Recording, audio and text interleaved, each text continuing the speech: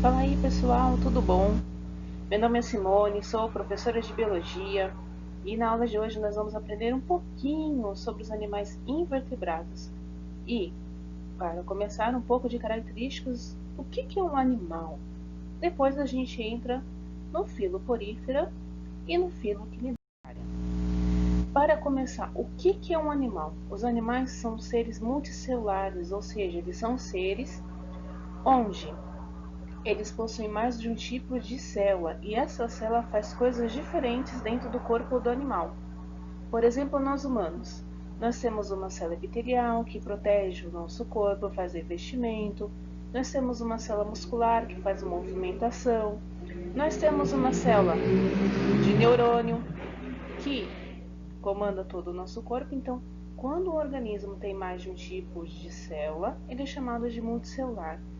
Além do mais, os animais são seres heterotróficos, ou seja, um ser heterotrófico é aquele ser que ele não consegue absorver, ele não consegue produzir o seu alimento, ele tem que absorver esse alimento. Lembrando que os seres autótrofos são os que realizam a tal da fotossíntese ou quimossíntese, ok?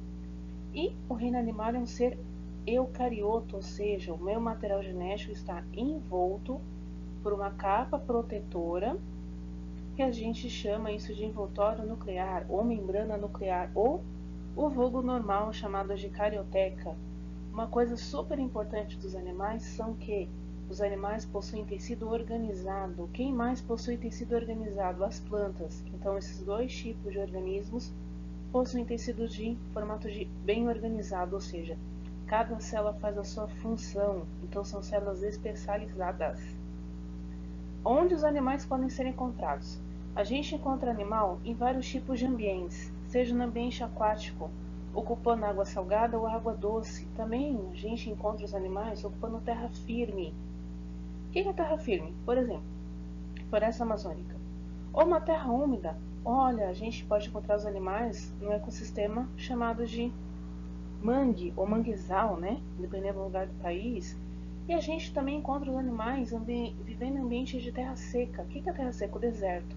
Então lembra daquelas aranhas, daqueles escorpiões, daquelas serpentes que vivem lá no deserto. Então os animais ocupam todo esse tipo de território. Uma coisa super importante, os animais são classificados conforme simetria. Simetria é um plano de corte. Esse plano de corte pode ser simetria radial, então pensa num pedaço de pizza. Se eu cortá-la na horizontal, os meus pedaços vão ser iguais. Se eu cortar na vertical, vão ser iguais. Se eu cortar na horizontal, vertical, diagonal, qualquer raio que parta de corte vai ser igual. Quando eu pego bilateral, ó, olha a palavra bilateral, dois lados. Se eu cortar o animal no meio, meu lado esquerdo e direito vai ser igual. Pensa no humano, passou uma linha reta no meio da minha testa, dividi meu nariz no meio, dividi meu corpo no meio, eu fiquei com um lado igual, ou seja, eu fiquei com o braço de um lado, o braço do outro, uma perna do um lado, uma perna do outro. Só que se eu fazer um corte na linha do meu umbigo e analisar as minhas pernas e os meus braços, eu vou ver que é diferente. Então, quando um dos planos de corte é diferente, eu chamo organismos de bilateral. Um dos planos de corte é igual e outro plano de corte é diferente, bilateral, não se esqueçam disso. Os animais se reproduzem de forma sexuada. O que é reprodução sexuada? O que é fazer o sexo? O sexo é quando eu estou fazendo troca de material genético entre o gameta masculino e o gameta feminino, ou seja, entre o óvulo e o espermatozoide. Não, nós não possuímos clorofila porque nós somos seres heterotróficos. Isso é uma boa pegadinha de vestibular. Para melhorar a vida de qualquer estudante, nós temos aqui um cladograma. Então, o cladograma ele é uma árvore genealógica onde os biólogos usam para colocar os animais em posição de evolução. Ou seja, quando eu pego um porífero aqui, eu vejo que meu porífero ele tem poucas novidades evolutivas. E conforme eu vou subindo os animais, esses flechinhas aqui são novidades evolutivas, ou seja, uma melhor adaptação do meu organismo no planeta. Lembrando que todos nós descendemos de um ser multicelular eucarioto. E essas novidades evolutivas eu vou falando conforme as aulas forem passando. O que vocês têm que se tocar? Cladograma cai muito no vestibular. cai muito em prova. E aí o que eles fazem? Eles vêm aqui, eles apagam esses nomes, só que eu tenho que lembrar, desse animal para esse surgiu isso na evolução. Então é isso que eu tenho que estar lembrando no cladograma. Lembrando que um clado é mais próximo do ancestral em comum e o outro com mais novidades evolutivas. Aqui no meio eu tenho todos os indivíduos intermediários. Para começar, o primeiro animal que nós temos no mundo em classificação são os poríferos. Como eles são os primeiros animais, eles quase não têm nenhum sistema. Como assim? Quase nada. Primeira coisa que eles são seises. Quando eu falo que eles são seises, eles são organismos que são fixos no substrato. Então eles não se locomovem, eles ficam grudadinhos.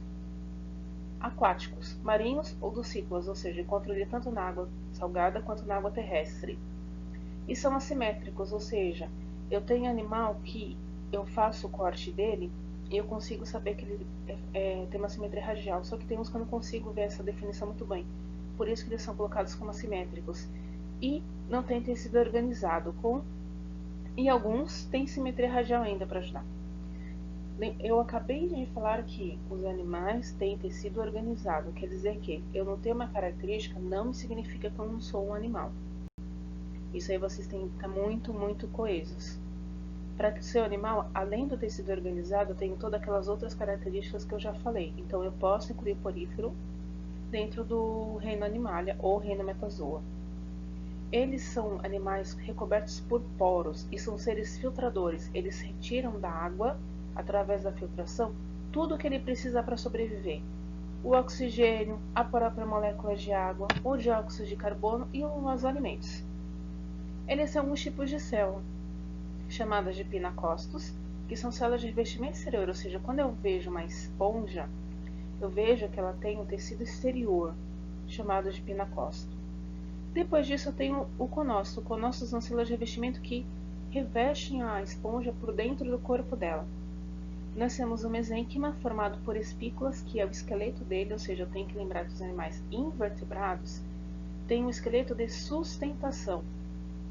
Esse esqueleto de sustentação pode ser o exoesqueleto, ele pode ser um endoesqueleto, ou tem animal invertebrado que não tem esqueleto nenhum. Calma que a gente chega nesses animais. Mas eu sei que a espícula é o esqueleto de sustentação. Quando uma pessoa vai no litoral, vamos dar um exemplo prático. Aí você vê vários esqueletos de animais vendendo na praia. O que aconteceu? A pessoa foi lá no oceano, arrancou esse animal, tirou ele da fora da água. Quando ele é retirado fora da água, ele acaba morrendo, né? Porque ele não respira mais, então fica somente o esqueleto dele.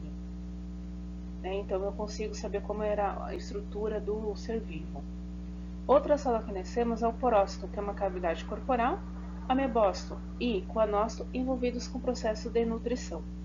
E embriologia, sem órgãos especializados e com simetria radial bilateral. Como eu já havia falado ali em cima, e alguns são assimétricos. O que eles têm em sistema? Gestório ausente por difusão, respiratório ausente por difusão, circulatório ausente por difusão, excretor ausente por difusão, nervoso não tem, e o reprodutor pode ser assexuado por regeneração, tipo ele perdeu um pedacinho dele, esse pedacinho se regenera, por brotamento, o próprio indivíduo faz um broto, ou gemulação, que é um tipo de gêmula. Sexuado, nós temos indivíduos que são monóicos, ou seja, hermafroditas com fecundação cruzada. Quando eu falo fecundação cruzada, eu estou falando que o meu ser vivo está trocando uma transgénico no ser vivo com outro, ou seja, eu consigo colocar ele dentro do reino animalia pelo fato de ele fazer reprodução sexuada. E os animais têm isso também, desenvolvimento direto e indireto. Direto é quando o filhote é uma mini cópia do adulto, e o indireto é quando o meu indivíduo forma uma larva, e essa larva não tem nada a ver com o adulto. Então esses animais formam uma larva. Essa larva é chamada de plânula. E a gente tem grande representante, as esponjas. Então aqui nós temos um exemplar de uma esponja, certo? Aqui um indivíduo que eu consigo fazer uma simetria radial nele. E aqui nós temos um ser vivo. Como ele se organizado? Ó? Ele tem um ósculo e um átrio. Cuidado, não é átrio do coração, tá? Esse átrio aqui é um espaço. Então, como ele é um ser filtrador, a água entra pelos poros, é filtrado pelas células aqui nutritivas, o coanócito, né? O iomebosto, e tem esse flagelo aqui que bate e pega, captura todos os elementos orgânicos que ele precisa para se alimentar, os inorgânicos também. E aí nós temos o que? Essa água sai, vem aqui por esse buraco, né? E sai pelo ósculo. Então, ou seja, esse buraco a gente chama isso de átrio. Então ele sai pelo ósculo. Então esse é o sentido que eu tenho do organismo. Onde estão as células? Ó, o pinacócito, revestimento. O porócito são os poros onde passa a água, trazendo todos os elementos que tem na coluna de água. Nós temos as espículas, que formam o esqueleto de sustentação. E aqui nós temos a reprodução. A reprodução dele eu tenho por assexuada por brotamento. Aqui nós temos uma esponja que formou um broto. E aí esse broto caiu e começa a crescer com uma nova esponja. Ou eu tenho uma esponja macho, que libera os espermatozoides na coluna de água, que encontram a esponja fêmea. E essa esponja fêmea vai acontecer a reprodução aqui nela. Vai ter a liberação da larva plânula. Essa larva vai nadando na corrente sanguínea, onde ela cair, começa a crescer uma nova esponja. É isso que nós temos os poríferos, eles são animais muito simples. Agora, conforme os animais foram crescendo na evolução, eu vou adquirindo novidades evolutivas. O que o quinidário apresentou de novidade evolutiva? A cavidade digestória, o que isso me significa? Pela primeira vez, o animal tem uma boca, ok? Uma boca que vai pegar o alimento para comer. E um sistema nervoso difuso, ou seja, é um sistema nervoso radial que vai para todo o corpo de uma água-viva. Esses animais são classificados como corpo mole e gelatinoso, ou seja, ele tem ele é um certo gosmento, né? Tem corpo mole. Aquático de água doce ou salgada, e podem ser pólipos, sésseis, né? E medusas, que são os natantes, que são os móveis, que a gente conhece isso como água-viva. Tem o sistema digestório incompleto, a difusão, sistema digestório extra e intracelular. Isso significa que a minha digestão começa fora do corpo do animal, termina dentro do corpo dele. Sistema respiratório ausente por difusão, e a respiração dele é através de cutânea, ou seja, a pele dele de alguns quinidários faz as trocas gasosas. Circulatório ausente por difusão.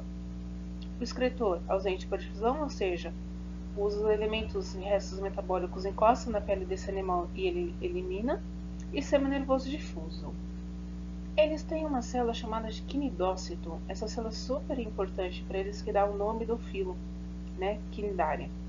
Essa célula, ela é uma célula especializada de defesa e caça, ou seja, é aquela célula que quando você encontra uma água viva, ela vai pensar dois caminhos. Ou você é uma comida para ela, ou você vai comer ela. Então ela vai se defender. Lembrando que esse organismo está no ambiente marinho. Neste caso aqui, quem entra na água é a gente. Então a gente está invadindo o espaço deles. Então ele vai se defender. Para isso, esse líquido urticante, quando entra no nosso corpo, causa dor, né? E dependendo do líquido da espécie, ele pode ser fatal. Então ela usa isso para caça, ela usa para captura do seu alimento. Ou, vamos supor, para se defender de um predador. Elas podem se reproduzir de forma assexuada, por brotamento, brotos ou estrobilização, e formam pólipos. Esses pólipos acabam se reproduzindo em forma de medusas. E assexuada, monóica, ou seja, de uma hermafrodita, ou dioicos, ou seja, tem uma água-viva macho, uma água-viva fêmea, e vão acabar se reproduzindo de forma sexual. Desenvolvimento direto ou indireto, formando uma larva, com fecundação externa e interna, ou seja, os gametas são liberados na coluna de água, e na coluna de água esses gametas se encontram e fazem fecundação, ou interna, quando acontece dentro do corpo da fêmea. Uma coisa interessante que eles têm na embriologia, eles são animais diblásticos. O que é esse blástico aqui? São dois folhetos germinativos. Quando você tem a fecundação, formam-se folhetos germinativos. Então, o diblástico ele tem o tecido embrionário, chamado de endoderma, e o tecido embrionário chamado de ectoderma, que dão células de revestimento fora, e endoderma são tecidos internos, com simetria radial ou bilateral. Aqui nós temos exemplos de quinidários. Aqui nós temos uma medusa, que a gente chama de água-viva natante, e aqui nós temos um pólipo, uma anêmona. Eles têm tentáculos, e aqui nesses tentáculos que ficam os quinidócitos. E aqui nós temos a caravela portuguesa, que é muito comum aqui no Brasil, causa muito acidente no nosso litoral. E aqui nós temos os peixinhos que foram capturados e servem de alimento. Então, os tentáculos aqui, eles podem ter 1 metro, 2 metros, dependendo da espécie. Aqui nós temos uma hidra e nessa foto aqui foi capturado uma reprodução assexuada por brotamento, ou seja, aqui eu tenho esquema e aqui eu tenho ao vivo, quer dizer, a foto do ao vivo forma um broto e libera uma nova hidra, né? E aqui nós temos a reprodução sexuada. Nós temos a medusa macho, que liberou os espermatozoides na coluna de água, fazem fecundação interna no corpo da fêmea, que vai liberar, como zigoto, uma larva plânula.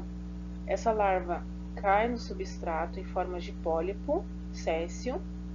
Vai acontecer divisões celulares aqui no meio, onde vai liberar éferas. Essas éferas, quando são liberadas na coluna de água, acabam crescendo em medusas filhotes e vão crescer em medusas adultas. Então, a palavra representante da reprodução dos quinidários são larva plânula e a éfera aqui no meio. E aqui nós temos a anatomia do indivíduo pólipo e indivíduo de medusa. Ambos têm tentáculos, ambos têm uma boca, que é a primeira cavidade digestória que apareceu na evolução. E para completar a aula, lógico, vamos fixar o conteúdo. Nós temos aqui uma pergunta da Média Taubaté. Coanócitos são, lembrando que coanócito eu encontro em porífero. São células características dos esponginários poríferos. Não são células de silenterados, silenterados são os quinidários. Não são células reprodutivas, certo? Não são formas jovens de poríferos, que eu já chamo um indivíduo de esponja. E o mesmo que quinidócito. Lembrando que quando tem a palavra quinídea aqui no meio, silenterado, eu tenho que submeter e me lembrar que são os quinidários. Média do Taubaté. Em hidrozoa, ocorre um fenômeno de alternância de gerações com as formas pólipo e medusa, que correspondem respectivamente às formas de reprodução assexuada e sexuada. Lembrando que o pólipo libera os indivíduos, lembra da éfera, que vão crescer em medusa e vão se reproduzir de forma sexuada. E aí a gente já matou essas duas perguntas. Terceira. Quais dos seguintes organismos abaixo apresentam tubo digestório completo? Eu sei que essa pergunta está mais avançada, entretanto, é o seguinte, que eu sei que o único indivíduo que não tem boca são os poríferos. A partir dos quinidários já tem orifício boca. Além de boca, é a primeira cavidade, só que é o seguinte, eu tive que melhorar isso no meu corpo. E esse sistema digestório completo, eu tenho uma boca e tenho ânus. Então, assim, até então, a medusa pensou, eu tenho um orifício boca.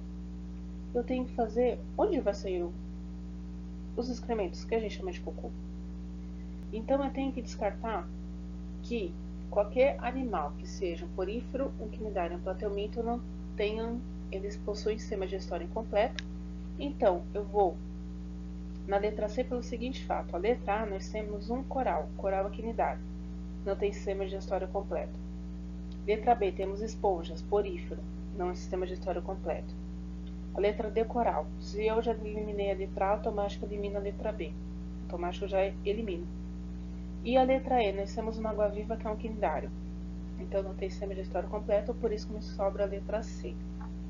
Fundação Carlos Chagas, células que revestem externamente as esponjas e as que revestem a espongiocela são respectivamente aí uma questão de citologia de porífero, pinacócitos e coanócitos, ok? Mais umas perguntinhas para ver se fixou o conteúdo. PUC do Rio Grande do Sul, ó. Um exame dos diferentes tipos celulares que formam o corpo de uma esponja nos revela que o revestimento externo desses animais está formado por células geneticamente denominadas de pinacócitos. Lembrando que pinacócito é célula de revestimento. Outra pergunta da estadual do Ceará. As estruturas anatômicas, quinidoblastos e coanócitos são encontrados respectivamente em sedenterados e espongionários, ou seja, sedenterados quinidários, espongionários são os poríferos, certo? Gente, encerramos a aula hoje de poríferos e quinidários, perfeito? Aqui nós temos alguns livros muito bons, esses livros, se vocês quiserem consultar para os estudos, e referências de onde aquelas maravilhosas figuras foram adquiridas na internet. É isso aí e tchau!